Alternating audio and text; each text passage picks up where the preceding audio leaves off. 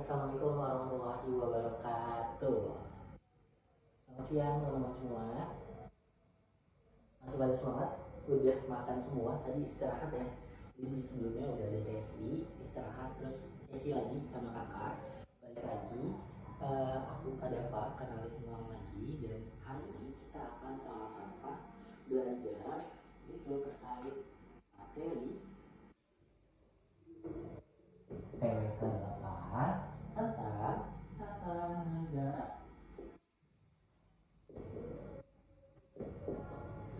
Oke, kalau misalnya kita sama-sama bahas terkait tata negara, apa sih yang ada di pikiran kalian atau di sekitar kalian? Kalian ada yang ikut ekstrakurikuler ya pastinya di sekolah, atau ada yang ikut OSIS. Nah, contoh-contoh lembaga itu dari OSIS maupun eskul itu dia punya strukturnya ya, supaya apa yang menjadi capaian tujuan dari awal organisasi itu bisa tercapai dengan struktur yang rapi. Sama halnya dengan negara kita, untuk mencapai apa yang diimpikan, apa yang ditujukan, kemakmuran, kesejahteraan rakyat dan Indonesia sebagainya. Nah, ini perlu lembaga-lembaga atau sistem ketatanegaraan yang rapih ya teman-teman. Nah, oleh karena itu, untuk memulai sesi kali ini, yuk sama-sama kita mulai dengan membaca doa terlebih dahulu. Ya, dimulai. Doa dicukupkan. Oke, teman-teman. Tadi kakak udah bahas sama hal ya, dalam satu negara kita ini diibaratkan dengan organisasi OSIS maupun ekstrakurikuler di sekolah kalian. Tapi ternyata dalam ketatanegaraan kita itu udah mengalami beberapa kali perubahan atau yang disebut dengan amandemen. Nah, amandemen ini dia mengubah beberapa aspek penting teman-teman. Nah, supaya teman-teman nanti nggak bingung ketika menjawab, yuk sama-sama kita mulai dari pembahasan ini terlebih dahulu ya. Yang pertama, kita mulai bahas dari satu lembaga yang namanya itu adalah MPR. Pada saat dia sebelum amandemen, lembaga MPR ini dia memiliki kedudukan yang paling tinggi. Dia tertinggi ya pada saat sebelum amandemen. Jadi semua lembaga-lembaga negara kayak DPR, terus juga apalagi DPD, MK, KY yang pada saat ini lembaga yang ada pada saat ini itu kalau dibawa ke masa lalu itu berada di bawah nama MPR semua.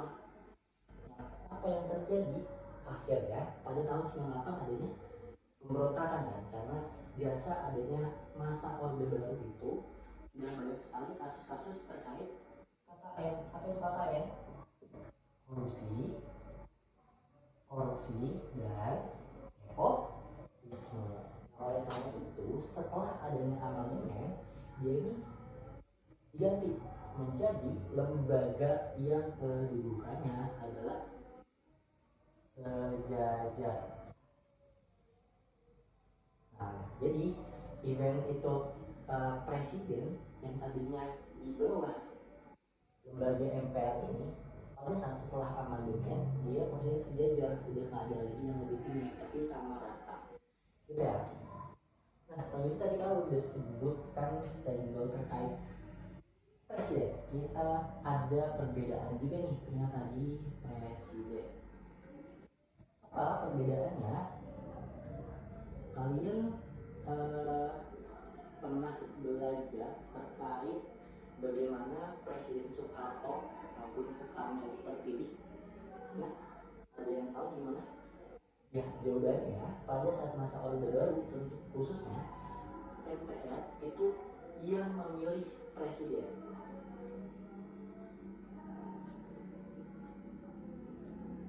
Sedangkan pada saat setelah adanya amandemen, presiden ini udah nggak dipilih lagi, tapi oleh siapa? oleh rakyat. Nah, jadi secara otomatis pertanggungjawaban presiden yang tadinya ke MPR sekarang udah berubah lagi ke rakyat. Kalian pernah dengar terkait kedaulatan tertinggi itu berada di tangan rakyat? Nah, inilah definisi dari amandemen Undang-Undang Dasar ini, teman-teman. Gitu ya. Nah, terus ada perbedaan juga dari kekuasaan kehakiman. Kalian tahu apa kekuasaan kehakiman itu? Yang secara intinya dia itu adalah yang memiliki tanggung jawab untuk mengadili, terus juga memberikan keputusan terkait permasalahan. Kalau yang kalian tahu sekarang apa? Pengadilan negeri, ya ini masuk ke kekuasaan kehakiman. Tapi sebelum amandemen dan juga sesudah itu juga berbeda, teman-teman. Sebelum amandemen itu hanya ada lembaga yang bernama Mahkamah Agung. Nah, tapi setelah adanya sesudah itu ada penambahan. Ada namanya Mahkamah Konstitusi, terus ada namanya Komisi Yudisial. Nah, jadi total pada saat setelah amandemen hingga pada hari ini dalam kekuasaan kehakiman kita itu ada 3, MA, MK, KY. Tapi pada saat sebelum ini MA ini merangkap tugasnya MK dan juga KY pada saat itu, ya teman-teman. Nah, selanjutnya dari lembaga-lembaga tinggi negara itu juga ada perubahan. Ini tadi masukkan ada penambahan mulai dari, kita coba tulis, ada penambahan mulai dari DPD, terus juga ada MK, terus ada KY. Ya, dia terkait lembaganya ada apa aja gitu.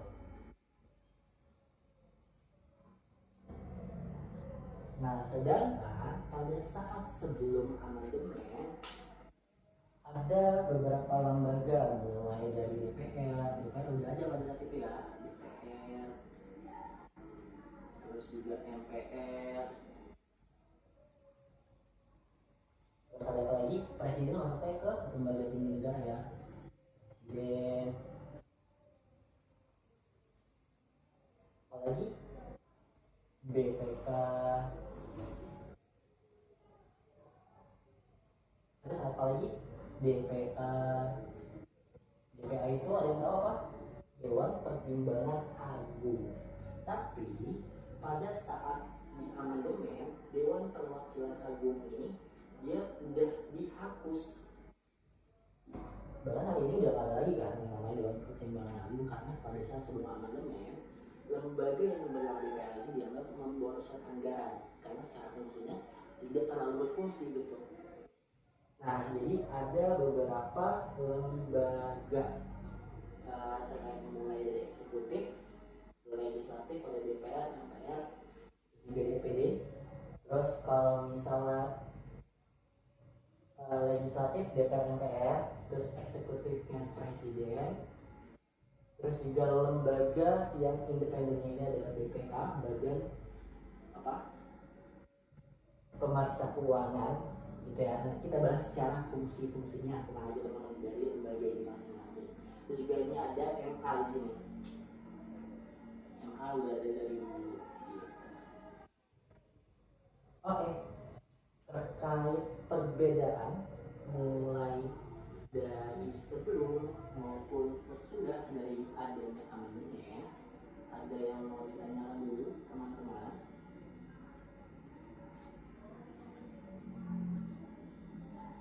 Oke, kalau udah gak ada lagi, kakak lanjut ya ke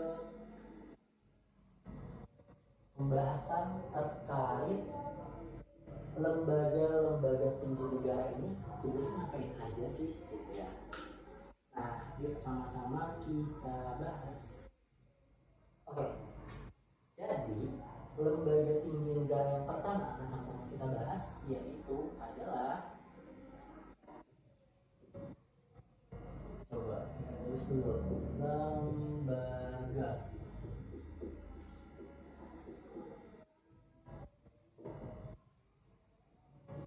tinggi. Oke, kita mulai bahas dari yang paling pertama dulu nih, ada di sini. MPR ya. MPR.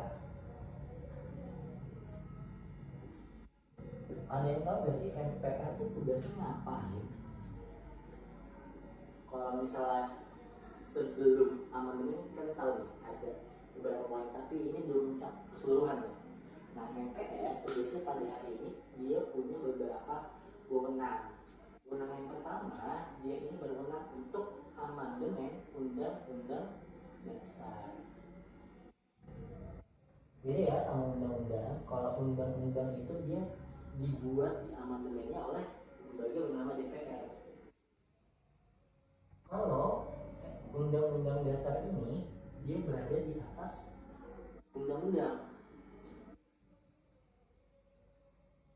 Ya. Nah, yang kedua, tugas MPR ngapain? Kalian pernah lihat televisi Presiden Prabowo dilantik di dalam ruangan sidang MPR? Nah, itu tugasnya dari MPR ini. Dia melantik. Dia mencoba melantik, tapi dia juga yang memberhentikan gitu. Dia melantik, terus dia juga memberhentikan.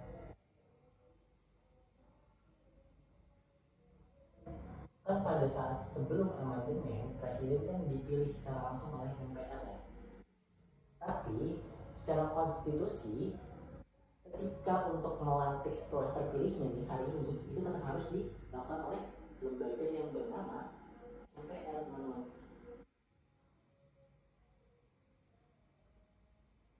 Gitu. Nah, selanjutnya tugasnya dari MK apalagi Kak? Nah, jadi ini udah mencakup keseluruhan dari tugas-tugas MPR ya teman-teman. Oke, sampai sini ada yang mau coba ditanyain dulu terkait tugas wewenang dari MPR?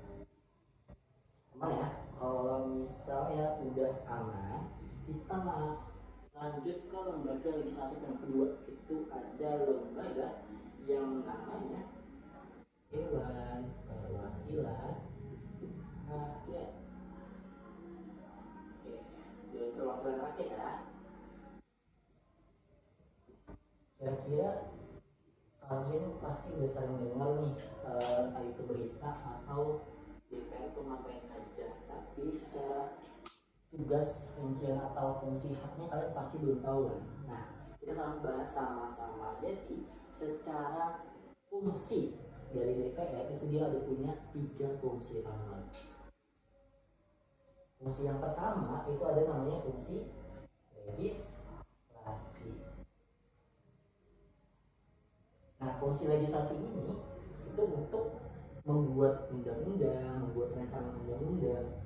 Nah, ini yang dibuat oleh DPR, undang-undang ya, bukan undang-undang dasar. Undang-undang dasar yang MPR. Kalau undang-undang dia dibuatnya dan diamandemennya oleh DPR yang berwenang. Selanjutnya ada fungsi yang bernama fungsi anggaran. Dari namanya aja udah kelihatan berduit-duit gini ya. Ya dia of course tentang gimana si lembaga DPR ini meng-ACC atau tidak APBN itu terkait proposal pengajuan dana lah secara gampangnya dari setiap lembaga negara, baik dari kementerian, BUMN atau lembaga-lembaga negara yang ada. Nah, semuanya itu harus melalui proses pengecekan dan juga persetujuan dari DPR. Ini masuk ke anggaran. Dan selanjutnya itu ada fungsi yang bernama pengawasan. Nah, pengawasan ini kan gampang ya, artinya cuma ngawasin aja gitu kakak atau gimana? Jawabannya enggak. Tapi DPR ini memastikan apakah kebijakan yang diambil oleh pemerintah, khususnya eksekutif, itu udah sesuai dengan undang-undang yang berlaku atau belum. Jadi setiap kebijakan itu harus punya dasar ya, jadi nggak sewenang-wenang. Nah, fungsi DPR untuk mengeceknya di pengawasan. Dan di pengawasan ternyata dia mempunyai turunan, dia menimbulkan adanya hak-hak DPR dalam menjalankan tugas untuk pengawasan itu sendiri. Ada apa aja? Yang pertama itu ada namanya hak interpelasi.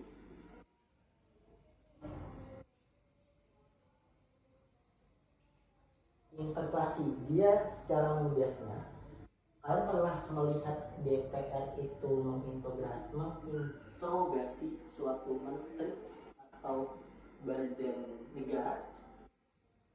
Nah, inilah hak dari DPR ini, dia untuk meminta keterangan resmi.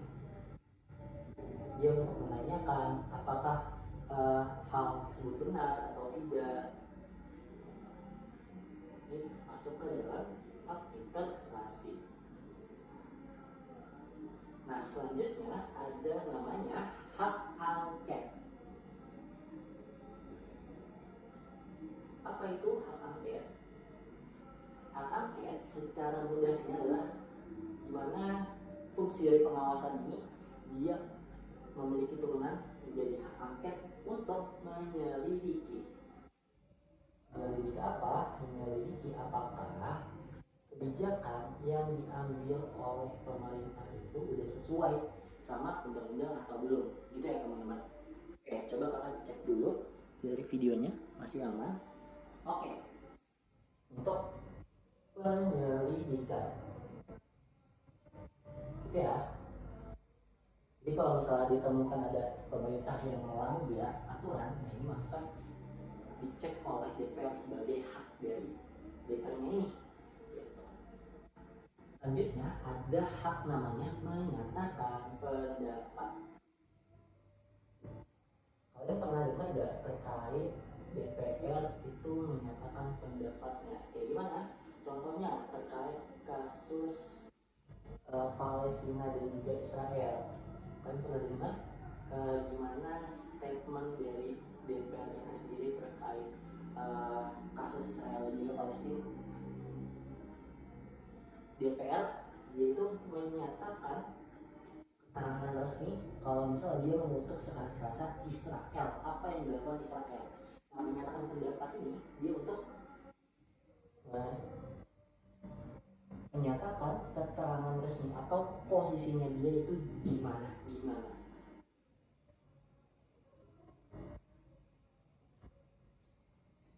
Dia untuk menyatakan posisi resmi. Itu ya teman-teman. Nah, selanjutnya ada hak DPR yang terakhir itu bernama hak imunitas. Dari namanya sih mirip sama imunisasi ya, yang buat bayi, tapi padahal beda teman-teman buat pengertiannya. Nah, imunitas ini dia diartikan sebagai kebal hukum, tapi di sini bukan artian DPR itu dia kebal hukum ketika melakukan suatu tindak pidana, dia mukulin orang, bunuh orang, dia kebal hukum, nggak bisa di penjara dihukum, jawaban enggak. Tapi dia imunitas ketika dia berada di dalam ruang sidang, supaya apa yang dia tanyakan, apa yang dikemukakan itu dia bisa lepas ya, tanpa ada rasa takut diintimidasi atau dikriminalisasi. Ini untuk melindungi si DPR ini, gitu ya teman-teman. Sampai sini paham? Aman?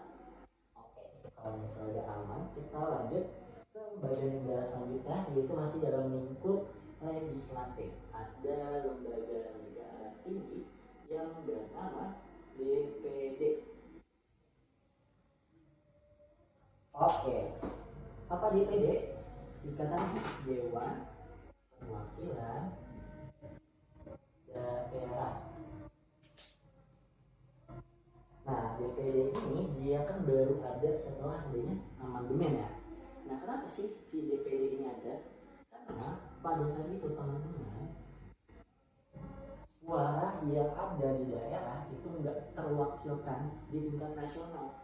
Makanya fungsinya DPD ini adalah untuk mewakili suara daerah.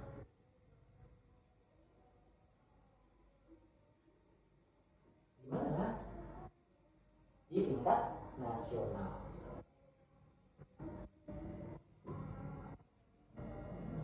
Itu ya teman-teman. Jadi salah satu alasan kenapa akhirnya ada lembaga tinggi yang namanya DPD ini karena ada asal muasalnya. Dan secara jumlah dari keanggotaannya ini, DPD itu dia nggak boleh melebihi, dia ada punya jumlah batasan ya, maksudnya jumlah batasannya ini, batasan apa? Jumlah batasan anggota.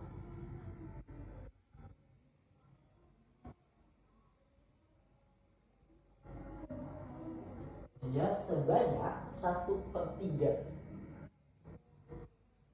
1/3 dari anggota DPR. Kenapa kok dibatasin? Supaya yang benar-benar menjadi perwakilan rakyat di tingkat nasional itu hanya DPR aja, sedangkan yang DPD ini sebatas untuk melengkapi dan juga memastikan suara di daerah itu terwakilkan di tingkat nasional. Itu ya teman-teman. Nah, DPD dia juga tidak punya hak voting. Beda sama DPR. Kalau DPR dia punya hak voting. Maksudnya gimana? Setiap keputusan itu dipegang oleh DPR dalam merumuskan suatu undang-undang. Sedangkan kalau DPD dia hanya berhak untuk mengajukan, memberikan usul, terus juga dia berhak untuk memberikan masukan juga terkait rancangan undang-undang, tapi tetap keputusannya adalah di DPR. Gitu ya teman-teman. Sampai sini aman. Dari ketiga lembaga yang kita bahas, organan, kita masuk ke lembaga yudikatif. Oke, aman ya? Kita masuk ke lembaga yudikatif. Yang pertama itu ada namanya lembaga Mahkamah Agung. Kenapa ini tugasnya Mahkamah Agung? Kalian pernah tahu pengadilan itu dia kan maksudnya kekuasaan kehakiman, tapi dia lembaga yang berdiri sendiri atau dia punya induksi gitu. Nah jawabannya, setiap lembaga peradilan itu ada di bawah naungan Mahkamah Konstitusi. Jadi dia membawahi peradilan. Ada 4 total teman-teman, 4 peradilan ya di Indonesia. Nah, lalu secara wewenang dari Mahkamah Agung ini, selain membawahi 4 peradilan, itu dia juga mempunyai hak untuk mengusulkan apa? Ada yang tahu Mahkamah Konstitusi? Nanti kita bahas. Dia punya hak untuk mengusulkan 3 hakim. Jadi calon mahkamah. Jadi 3 hakim di Mahkamah Konstitusi. Gitu teman-teman. Nah, secara dari Mahkamah Agung ini secara kewenangan dan tugasnya ada 2 ya teman-teman, yang perlu teman-teman ingat. Dan juga ada satu lagi ternyata, yaitu dia yang berwenang untuk menguji apa? Menguji peraturan di bawah hukum.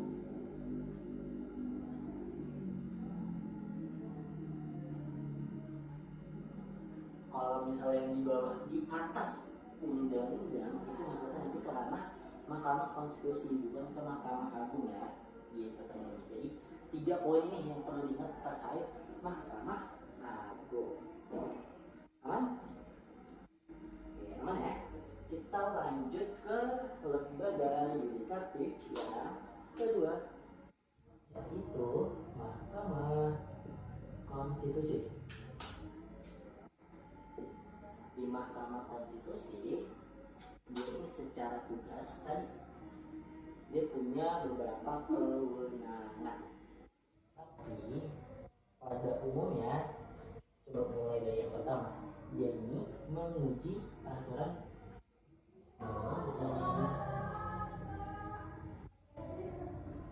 undang-undang atas undang-undang dasar.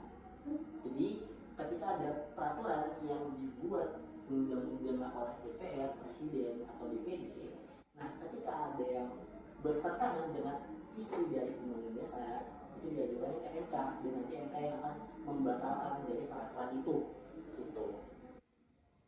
Lalu MK juga dia berwenang terkait pembubaran partai politik. Jadi kalau misalnya ada partai politik yang terindikasi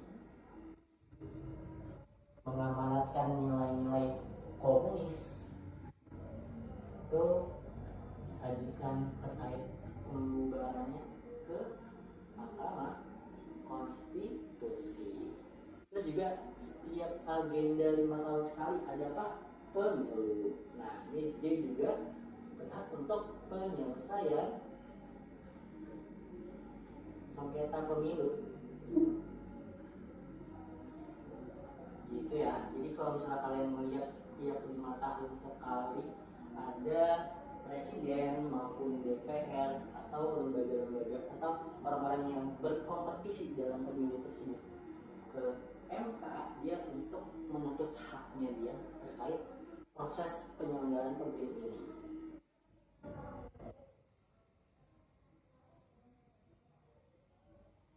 Gitu. Nah, selanjutnya ada apa lagi? Yang keempat, secara kewenangan dari Mahkamah Konstitusi ini, dia adalah untuk apa? Dia untuk memutuskan apakah presiden melakukan pelanggaran atau tidak. Jadi dalam proses pemilihan presiden dia nggak bisa langsung diajukan ke MPR, tapi harus melalui diusulkan oleh DPR, terus dia juga harus melalui persetujuan dari MK, baru nanti yang menggantinya, yang menurunkannya itu adalah MPR, gitu ya teman-teman.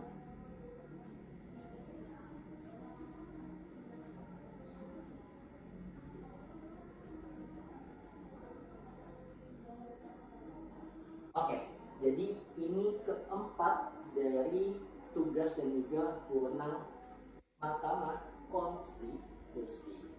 Dan yang perlu kalian ingat, Mahkamah Konstitusi itu dia punya jumlah hakim 9. Nah, secara pembagiannya itu dia sama rata, teman-teman. Pembagiannya sama rata. 3 dari DPR, terus 3 dari presiden, 3 lagi dari Mahkamah Agung. Jadi lengkap ya teman-teman, setiap unsur perwakilan dari hakim Mahkamah Konstitusi itu ada perwakilan eksekutif, legislatif maupun yudikatifnya gitu, supaya nggak ada yang mendominasi dan juga nggak ada unsur kepentingan di dalam gitu. Nah sampai sini terkait Mahkamah Konstitusi ada yang mau ditanyakan lagi sebelum kita lanjut ke satu lembaga terakhir dari yudikatif, yaitu namanya Komisi Yudisial. Nah, Komisi Yudisial kan baru ada setelah adanya amandemen ya.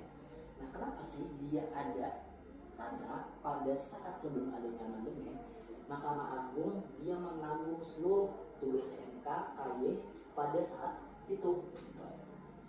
Nah, makanya secara independensi itu dipertanyakan. Makanya tugas KY ini dia untuk mengawasi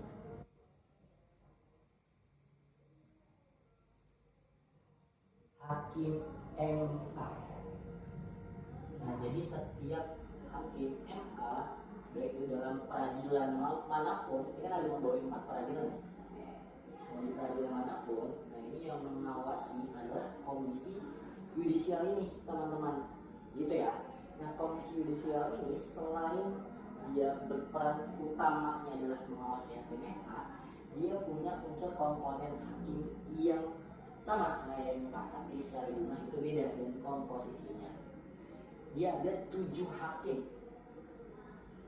7 hakim. Komposisinya dari mana aja? Komposisi 2 itu dari mantan hakim,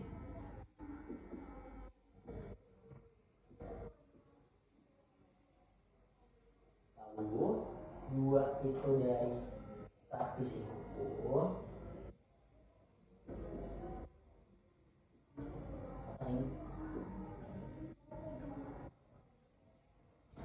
lalu 2 lagi dari akademisi hukum,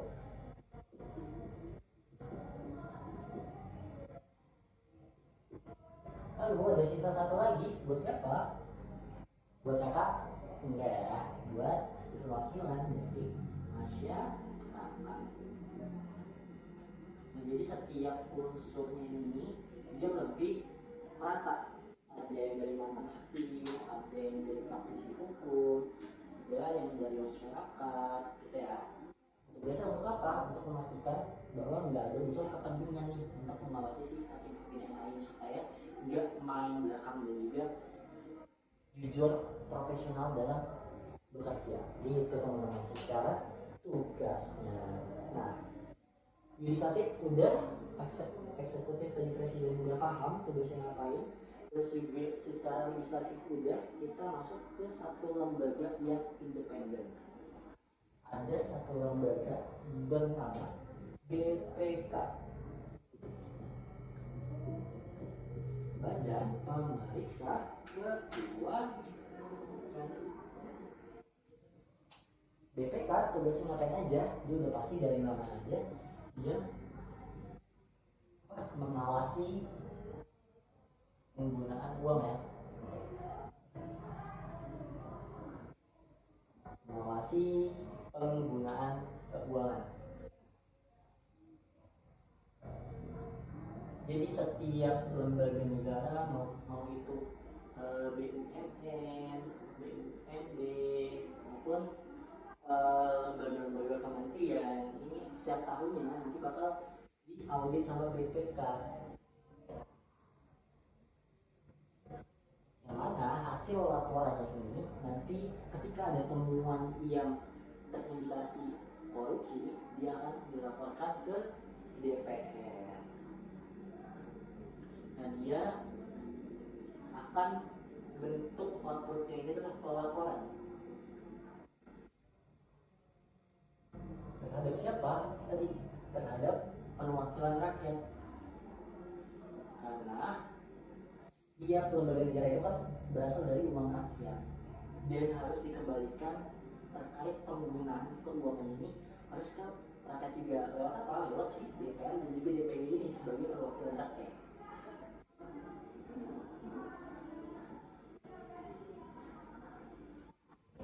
Baru nanti ketika ada indikasi pelanggaran, yang menindak itu bukan DPR atau BPK, tapi penegak hukum.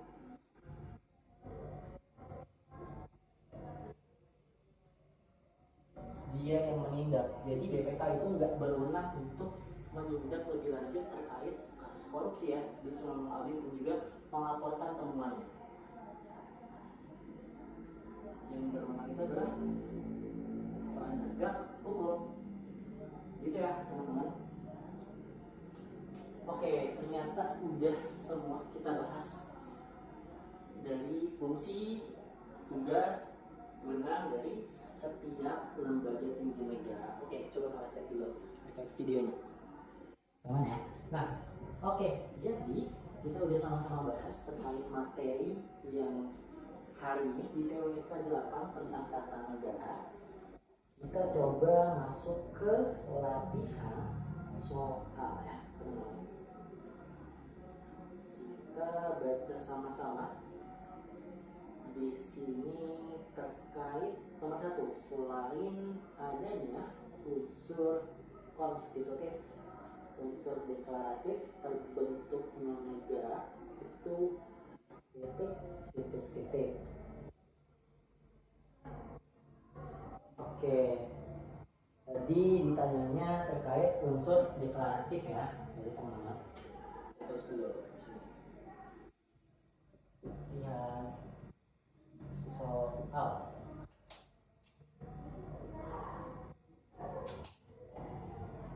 Kita mulai dari nomor pertama. Unsur deklaratif itu apa aja? Jadi ditanya ya. Tadi kan kalau misalnya unsur konstitutif ada yang tahu apa aja? Unsur konstitutif itu mulai dari pemerintahan, warga negara, maupun sistem pemerintahan itu sendiri. Jadi di dalam internal itu sendiri. Jadi kalau misalnya kita nggak punya wilayah, gimana kita punya negara? Kalau kita nggak punya pemerintah, gimana kita mau bentuk negara? Kalau misalnya kita nggak ada warga negara, siapa yang mau diatur gitu kan? Makanya unsur konstitutif itu penting. Tapi selain itu ada juga namanya unsur deklaratif. Deklaratif ini dia lebih ke yang keluar. Dia kata kuncinya adalah pengakuan. Dia berupa pengakuan keluar mana? Setiap negara. Jadi lebih ke pengakuan dari negara-negara yang udah berdaulat bahwa mengakui Indonesia itu adalah suatu entitas negara yang merdeka gitu. Karena apa, kalau misalnya nggak ada pengakuan, ya percuma. Sama halnya kayak kondisi Israel sekarang, mereka punya pemerintahan, mereka punya warga negara, tapi banyak dimusuhin, dia nggak memenuhi unsur deklaratif ini. Itu ya teman-teman. Maka jawaban yang paling cepat untuk jawaban nomor 1 itu adalah ya apa ya? Yang B.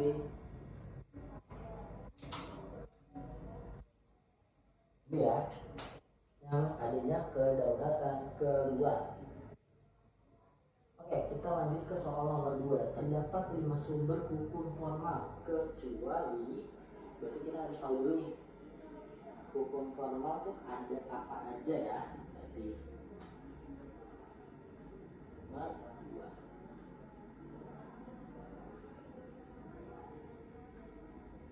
Oke, ditanya soal sumber hukum formal.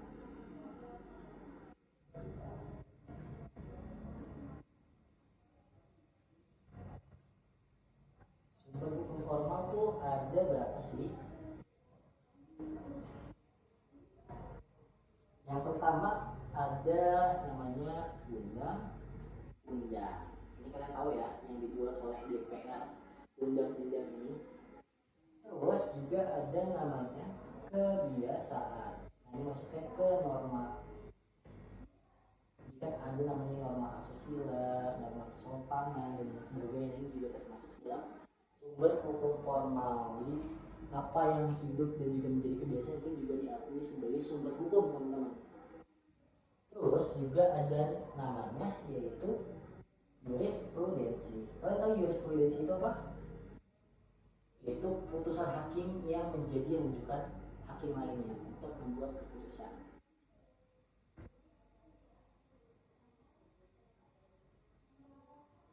Jadi gampangnya adalah kalian punya satu catatan dan catatan kalian ini bagus dan diikutin sama teman kalian, sama halnya sama jurisprudensi. Ini dilakukan oleh hakim tapi dalam objeknya adalah putusan.